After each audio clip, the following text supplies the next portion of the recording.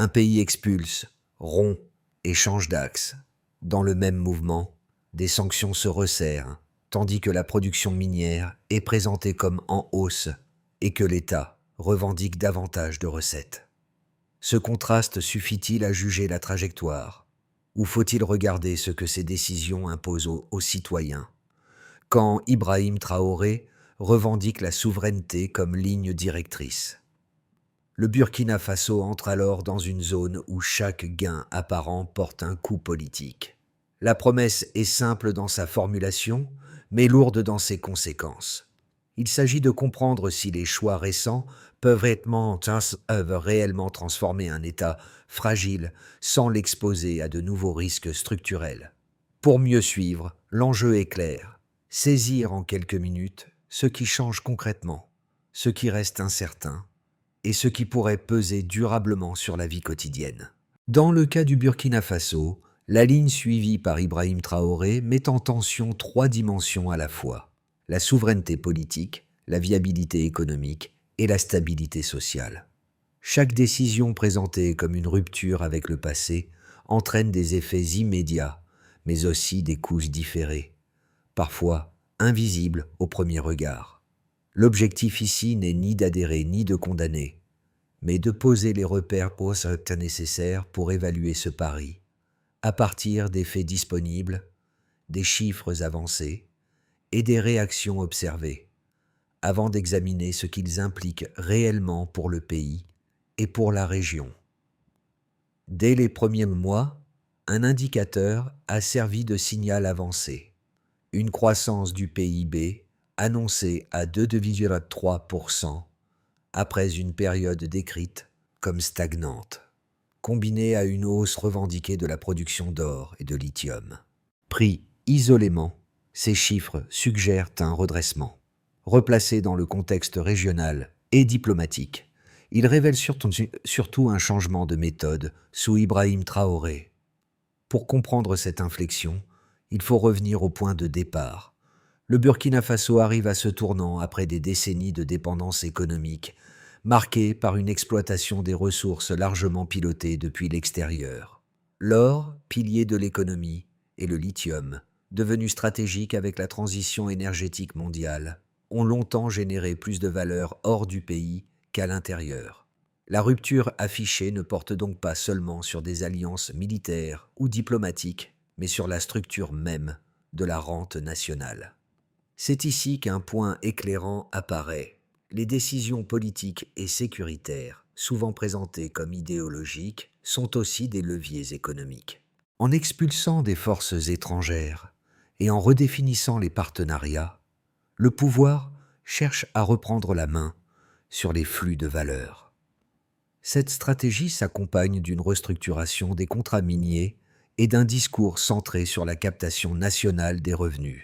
Les autorités affirment, dit-on, ainsi que la production d'or aurait progressé d'environ 15% sur 2 ans, tandis que le lithium enregistrerait une hausse encore plus rapide. Cependant, ce tableau ne peut être lu sans son revers. La même période est marquée par un isolement diplomatique accru et par des sanctions qui réduisent l'accès aux financements extérieurs.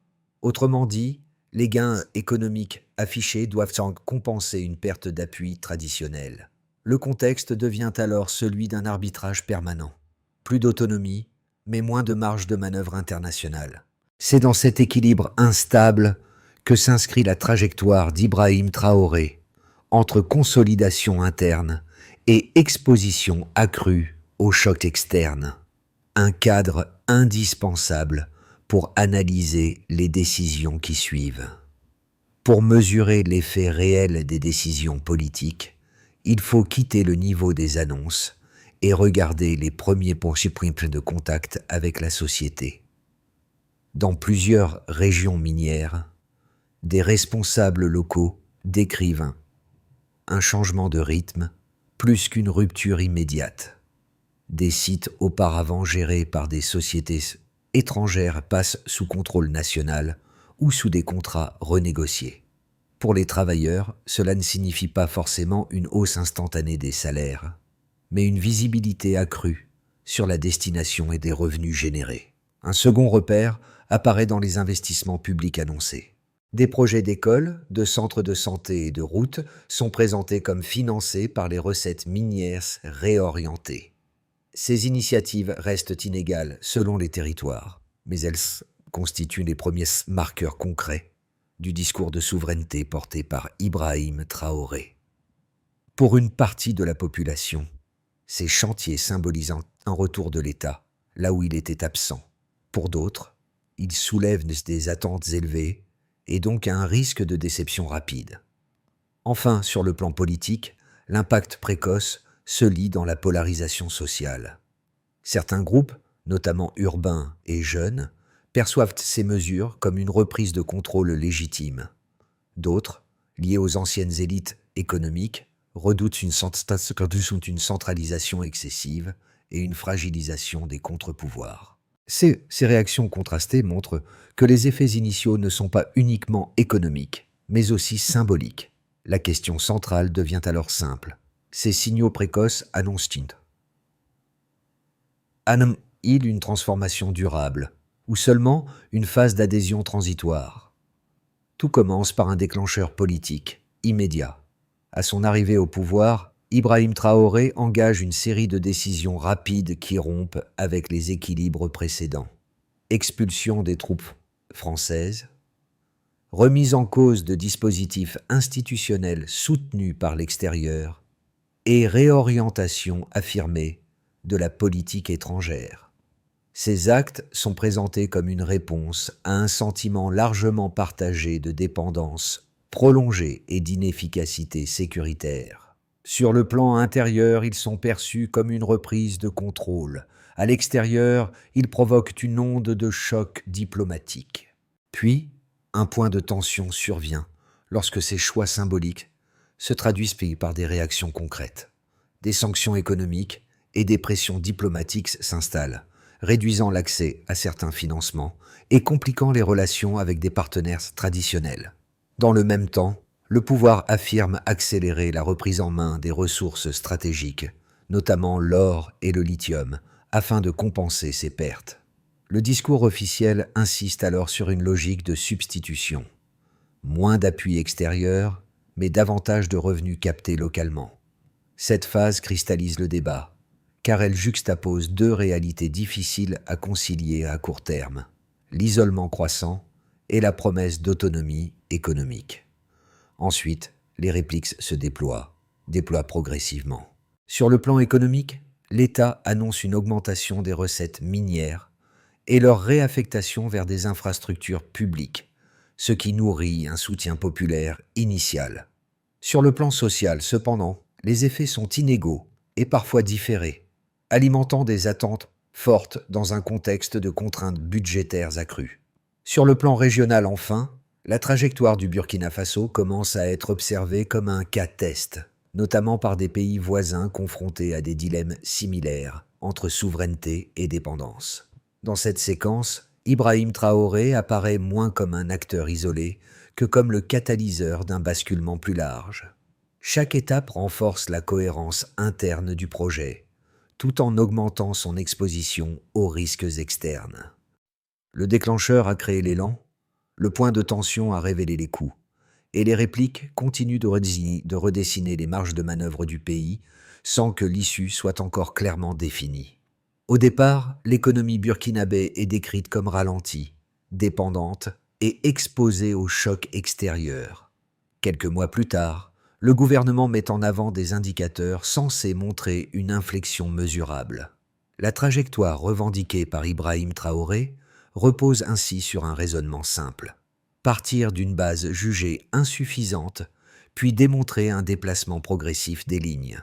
Un premier chiffre mis en avant concerne la croissance globale. Les autorités annoncent une progression du produit intérieur brut de 2,3% sur une année, après une période qualifiée de stagnation.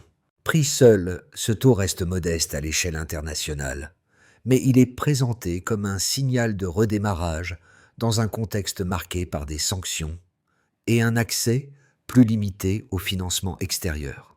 Autrement dit, l'argument n'est pas celui d'une performance exceptionnelle, mais celui d'une résilience relative. Cette croissance est interprété comme la preuve que l'économie ne s'est pas contractée malgré les ruptures diplomatiques, ce qui constitue pour le pouvoir un premier seuil franchi. Un second indicateur clé concerne le secteur minier, pilier historique du pays. La production d'or est annoncée en hausse d'environ 15% sur 2 ans. Ce chiffre est central dans le discours officiel, car il sert à illustrer le lien direct entre décisions politiques et résultats économiques.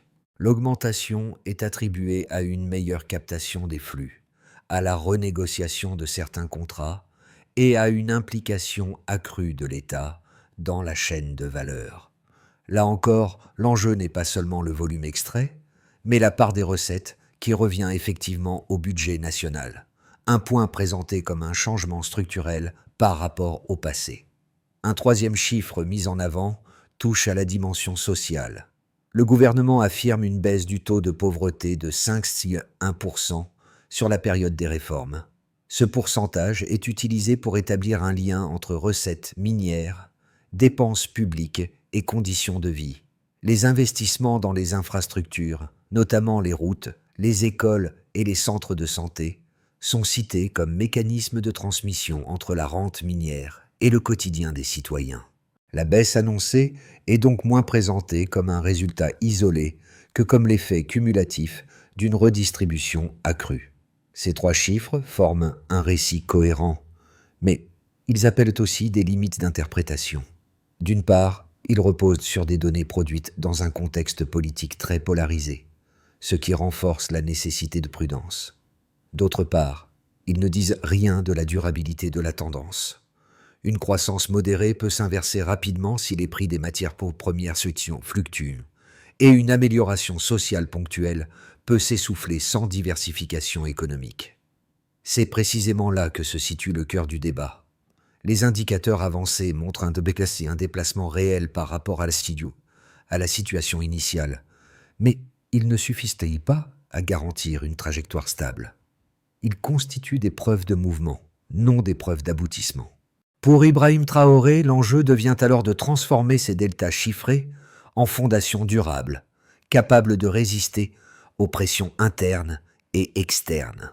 Pour évaluer la trajectoire actuelle, il faut considérer les critiques dans leur version la plus solide, sans les réduire à des positions idéologiques. Un premier argument avancé par les opposants concerne l'isolement international. Selon eux, la rupture avec des partenaires traditionnels prive le Burkina Faso d'investissements, de transfert de compétences et d'un accès plus large aux marchés financiers. Même si certaines recettes minières augmentent à court terme, cette fermeture relative pourrait freiner la modernisation de l'économie et limiter la capacité du pays à absorber des chocs externes, notamment en cas de baisse des prix de l'or ou du lithium. Un second argument touche à la gouvernance. Les détracteurs estiment que la centralisation rapide du pouvoir, justifiée par l'urgence sécuritaire et la souveraineté, comporte un risque institutionnel. Ils soulignent que des décisions prises sans contrepoids solide peuvent produire des résultats rapides, mais aussi fragiliser la transparence et la redevabilité à moyen terme. Dans cette lecture, les gains économiques initiaux pourraient masquer des tensions latentes, susceptibles de ressurgir sous forme de contestation sociale ou politique. Ces 2 arguments méritent examen car ils s'appuient sur des précédents observés dans d'autres pays riches en ressources. Toutefois, la réponse du pouvoir s'articule autour d'un contre-raisonnement. D'une part, l'isolement est sans présenté comme relatif et non absolu. À la contraction de certains partenariats occidentaux, répond une diversification vers d'autres acteurs internationaux. D'autre part, la centralisation est défendue comme transitoire, conçue pour corriger des déséquilibres hérités avant une normalisation institutionnelle. Dans ce cadre, Ibrahim Traoré est souvent présenté par ses partisans comme opérant un arbitrage risqué mais calculé. Le pari consiste à accepter une perte de confort diplomatique immédiate pour tenter de reconstruire des marges de manœuvre économiques internes. Les chiffres avancés sur la croissance, la production minière et la réduction de la pauvreté servent précisément à étayer cette défense. Ils sont utilisés comme preuve que le coup initial n'a pas conduit à un effondrement. Le débat reste donc ouvert. Les critiques pointent des risques structurels réels. Les réponses mettent en avant des résultats partiels mais tangibles. La question n'est pas de savoir qui a raison à court terme, mais de déterminer si les mécanismes mis en place peuvent dépasser la phase d'exception et s'inscrire dans une gouvernance plus stable. Jusqu'à ce stade, les décisions d'Ibrahim Traoré peuvent être lues comme une succession de ruptures, sécuritaires, diplomatiques, économiques. À mi-parcours, une lecture plus structurante s'impose. Le projet ne vise pas uniquement à rompre avec des partenaires extérieurs. Il cherche à redéfinir le centre de gravité de l'État burkinabé. Autrement dit, l'enjeu n'est pas seulement de savoir avec qui le Burkina Faso coopère, mais qui contrôle la valeur produite sur son territoire. Cette révélation change la perspective. Les chiffres économiques, souvent débattus isolément, prennent alors un sens différent. Ils ne sont pas présentés comme des preuves de réussite finale, mais comme des signaux de faisabilité. Ils servent à montrer que le système peut fonctionner autrement, même sous contrainte. Dans ce cadre, l'isolement diplomatique n'est plus seulement un coût, mais aussi un filtre qui force l'État à tester sa capacité d'autonomie réelle. C'est ici que le risque se concentre. Si la recentralisation permet de capter davantage de ressources sans élargir la base institutionnelle, elle peut renforcer la fragilité politique interne. Si, au contraire, cette phase de contrôle sert de transition vers des règles plus inclusives, alors la rupture actuelle pourrait devenir un point d'inflexion durable. À ce moment précis, la trajectoire d'Ibrahim Traoré cesse d'être seulement réactive. Elle devient conditionnelle. Tout dépend de ce qui suivra. Pour l'État, la première conséquence mesurable est budgétaire. La reprise en main des ressources minières est présentée comme un moyen d'augmenter la part des revenus captés par le Trésor public. Cette marge supplémentaire permet, selon le discours officiel, de financer des dépenses prioritaires sans dépendre exclusivement de l'aide extérieure.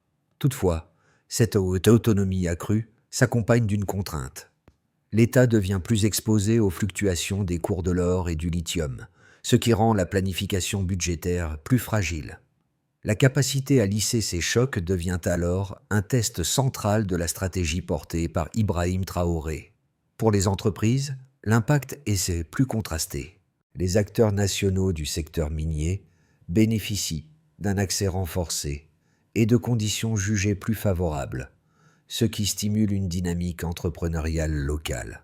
À l'inverse, certaines entreprises étrangères réduisent leur exposition ou suspendent leurs projets en raison des incertitudes réglementaires et diplomatiques. Cette recomposition crée un marché plus fermé, mais aussi plus prévisible pour les acteurs alignés sur la nouvelle orientation.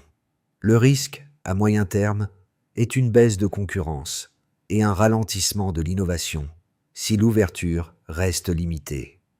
Pour les citoyens, les effets se traduisent surtout par des changements visibles dans les infrastructures et les services publics. La construction ou la rénovation d'écoles, de routes et de centres de santé est citée comme un bénéfice direct de la redistribution des recettes minières. Ces améliorations restent toutefois inégales selon les régions et insuffisantes pour absorber l'ensemble des attentes sociales. Une partie de la population perçoit un progrès tangible, tandis qu'une autre continue de ressentir la pression du coût de la vie et de l'insécurité économique. Le résultat est un soutien réel, mais conditionnel, fortement lié à la continuité des investissements publics. Au niveau régional, enfin, la trajectoire du Burkina Faso agit comme un signal. Les pays voisins du Sahel observent cette expérience avec attention, car elle pose une question commune. Est-il possible de renforcer la souveraineté économique sans provoquer un isolement insoutenable?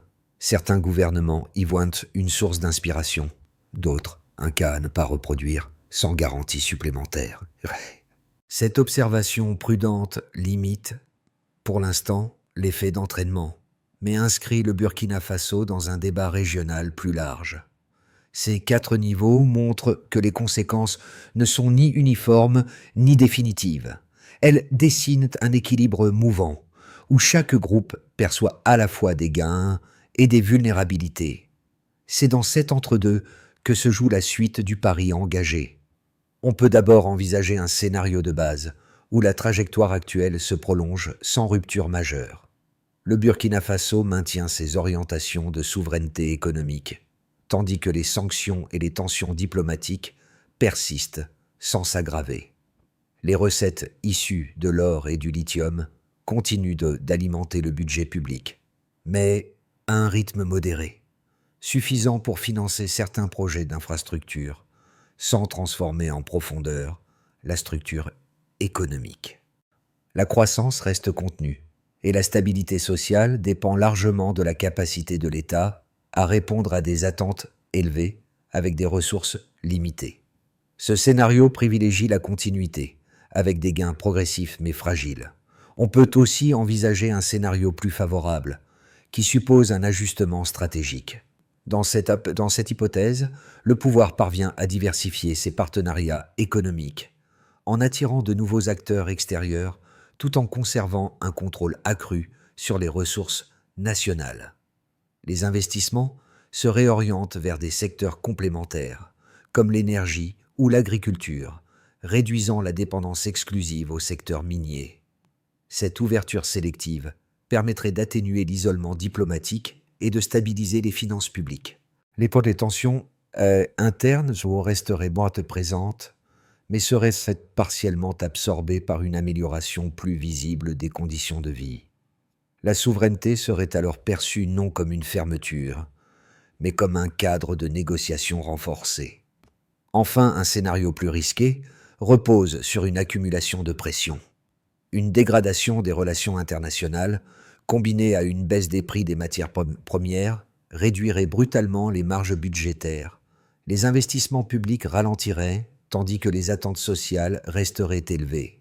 Dans ce contexte, les critiques sur la centralisation du pouvoir gagneraient en intensité, et des tensions politiques pourraient émerger.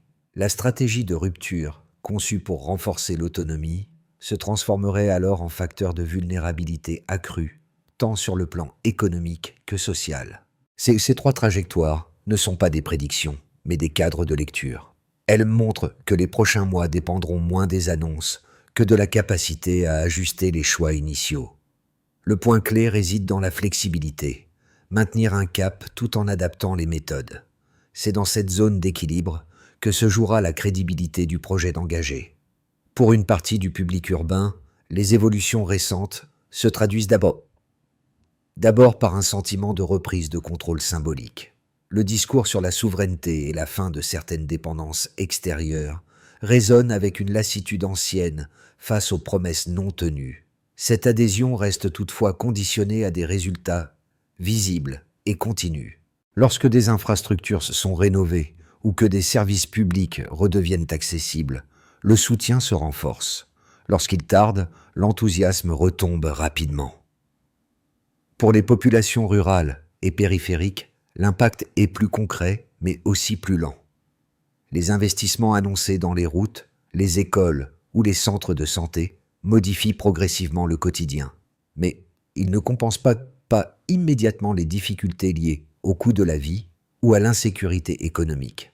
Dans ces zones, la perception de la trajectoire nationale dépend moins des débats géopolitiques que de la capacité de l'État à être présent de manière régulière. La confiance se construit sur la répétition des actions, pas sur leur annonce. Un troisième groupe, plus discret, observe avec prudence. Il s'agit de citoyens qui reconnaissent la nécessité d'une rupture, mais s'inquiètent de ses modalités. Pour eux, la question centrale n'est pas de savoir si les choix actuels sont audacieux, mais s'ils sont réversibles et ajustables. Ils redoutent que certaines décisions, prises dans un contexte d'urgence, deviennent difficiles à corriger si leurs effets négatifs s'accumulent. Dans l'ensemble, l'effet principal sur le public était donc une attente accrue. Les choix portés par Ibrahim Traoré ont élevé le niveau d'exigence. Chaque annonce est désormais évaluée à l'aune de son impact réel. Cette pression sociale devient un facteur déterminant, car elle peut soutenir la trajectoire engagée ou, au contraire, en révéler rapidement les limites si les résultats tardent à se matérialiser. À ce stade, la question n'est plus seulement celle du diagnostic, mais celle de l'exécution. La première étape, évoquée par les autorités, consiste à consolider la gouvernance des ressources. Cela implique une clarification des règles, un suivi plus strict des contrats miniers et des mécanismes de contrôle capables de garantir que les recettes annoncées se traduisent effectivement en dépenses publiques utiles. Sans cette traçabilité, les gains économiques risquent de rester abstraits et de nourrir la défiance. La deuxième étape concerne la diversification. Même dans le discours officiel, la dépendance à l'or et au lithium est reconnue comme une vulnérabilité. L'objectif affiché est donc d'utiliser les revenus miniers comme levier de transition, en finançant des secteurs capables de créer de l'emploi et de la valeur plus stable. Cette orientation suppose des choix budgétaires cohérents et une capacité à arbitrer entre dépenses immédiates et investissements de long terme. La troisième étape touche au cadre institutionnel. Pour que la stratégie survive à la phase d'exception, elle doit s'inscrire dans des règles plus prévisibles. Cela signifie renforcer certaines institutions, clarifier les processus de décision et réintroduire progressivement des contrepoids crédibles. C'est sur ce point que la trajectoire portée par Ibrahim Traoré sera particulièrement scrutée, car la centralisation actuelle est présentée comme temporaire. Enfin, une quatrième étape concerne les relations extérieures. L'enjeu n'est pas un retour en arrière, mais une normalisation sélective. Diversifier les partenariats, réduire la dépendance à un nombre limité d'acteurs et stabiliser les échanges deviennent des conditions nécessaires pour amortir les chocs futurs. Pris ensemble, ces axes dessinent une feuille de route exigeante. Elle ne promet pas une rupture instantanée, mais une transformation conditionnelle, où chaque progrès dépend de la cohérence entre discours, institutions et résultats mesurables. Le fil conducteur de cette trajectoire renvoie à une image déjà esquissée plus tôt, celle d'un État qui tente de reprendre pied après des décennies de dépendance. Les chantiers visibles, les chiffres avancés et les tensions assumées composent un récit de transition, encore inachevé. Ce récit ne repose pas seulement sur des indicateurs économiques, mais sur une attente collective de cohérence entre promesses et réalité. Pour beaucoup, Ibrahim Traoré incarne cette phase de bascule. Il symbolise à la fois l'espoir d'un contrôle retrouvé et la crainte d'un pari trop concentré sur une seule figure et une seule méthode. Les succès partiels renforcent la confiance. Les zones d'ombre rappellent la fragilité de l'ensemble. C'est précisément dans cette ambivalence que se loge la charge émotionnelle du moment. Le Burkina Faso n'est ni au seuil d'un effondrement annoncé, ni à l'aube d'une réussite assurée. Il se situe dans un entre-deux exigeant, où chaque décision pèse plus lourd que la précédente. Les infrastructures évoquées, les recettes réorientées et les choix diplomatiques dessinent un chemin étroit, qui demande constance et ajustement. La phrase qui résume le mieux cette séquence pourrait tenir en quelques mots. L'élan est réel, l'issue reste ouverte. Ce rappel n'annule ni les avancées, ni les risques, mais invite à regarder la trajectoire comme un processus et non comme un verdict immédiat. Arrivé à ce point, le débat dépasse largement la figure d'un dirigeant ou la chronologie d'une série de décisions. Il touche à une question plus large. Comment un pays historiquement dépendant peut-il redéfinir sa place sans perdre ses équilibres internes ? Le cas du Burkina Faso met en lumière une tension que beaucoup de sociétés connaissent, entre le désir d'autonomie et la nécessité de coopérer dans un système international contraignant. La trajectoire engagée sous Ibrahim Traoré agit ainsi comme un miroir.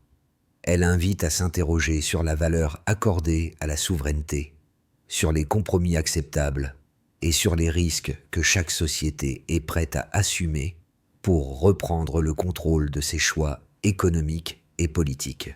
Rien n'indique que ce chemin soit reproductible tel quel ailleurs, mais Il alimente une réflexion collective sur les modèles de développement possibles.